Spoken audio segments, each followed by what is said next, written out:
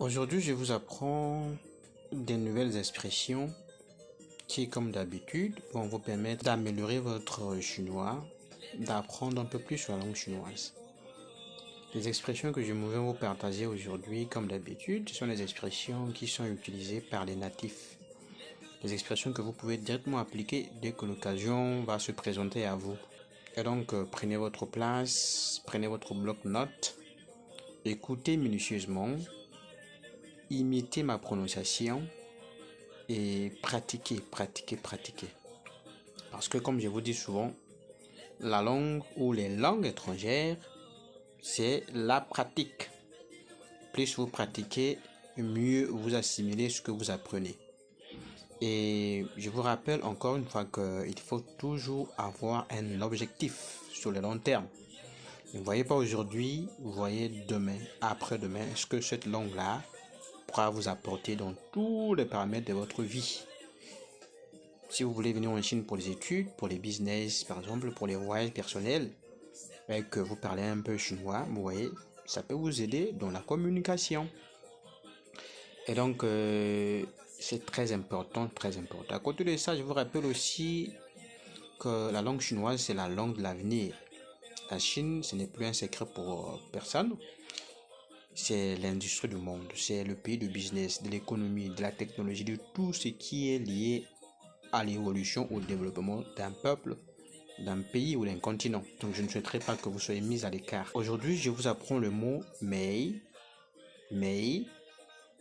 et qui veut dire ne pas avoir. On va associer à ce mot des expressions courantes que les Chinois utilisent dans la vie de chaque jour. Soyez attentifs, écoutez, prenez note et répétez après moi. Le premier mot que nous allons apprendre, c'est mei ban fa.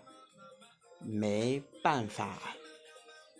Mei ban fa veut dire pas possible, il n'y a pas moyen.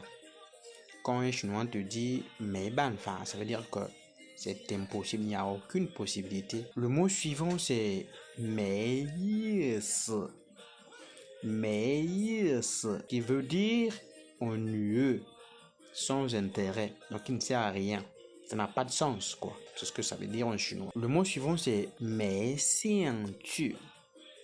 Mei xian tu veut dire pas intéressé, c'est-à-dire ne pas avoir de l'intérêt pour quelque chose ou pour quelqu'un. On te propose quelque chose qui ne t'intéresse pas, tu dis mei xian tu. Mei xian tu. Le mot suivant c'est mei kong. Mei kong. Mei kong veut dire ne pas avoir le temps, ne pas être disponible. Si un ami, un frère, quelqu'un d'autre t'invite à l'improviste, tu dis que moi je n'ai pas de temps, en chinois tu vas dire mei kong. Mei kong. Le mot suivant c'est mei shama. Mei shama. Mei shama veut dire ça ne fait rien. Ce n'est rien. Ou ce n'est pas grave. Quelqu'un te marche dessus par un faux pas et te présente ses excuses et puis tu dis mei shama. Ça ne fait rien. Mei shama. Mei shama. Écoutez, imitez ma prononciation et répétez après moi. Mettez la pause et posez des questions si vous en avez. Le mot suivant c'est mei mer. Mei mer. La particularité avec ce mot c'est que il est composé de mei, comme je vous ai dit, qui veut dire ne pas, et de men, qu'on peut aussi prononcer mer, qui veut dire porte, entrée, issue de sortie. Mei mer veut donc dire impossible, ça ne peut pas se faire. Donc voilà, c'est ce que je tenais à partager dans cet épisode. J'espère que celui-ci a été utile. Si c'est le cas, faites-le moi savoir à travers un commentaire, un like, un partage aussi, pourquoi pas. Si vous voulez apprendre le chinois en privé avec moi, vous pouvez me faire signe, vous pouvez m'écrire à travers ce numéro. Et puis je vous répondrai. Si vous voulez venir en Chine pour les études, pour des voyages personnels, voyages business et consorts, et que vous avez besoin d'accompagnement, faites-nous signe. On vous réserve les hôtels, on vous accueille à l'aéroport, on vous accompagne dans toutes vos démarches ici en Chine. Service de traduction et consorts.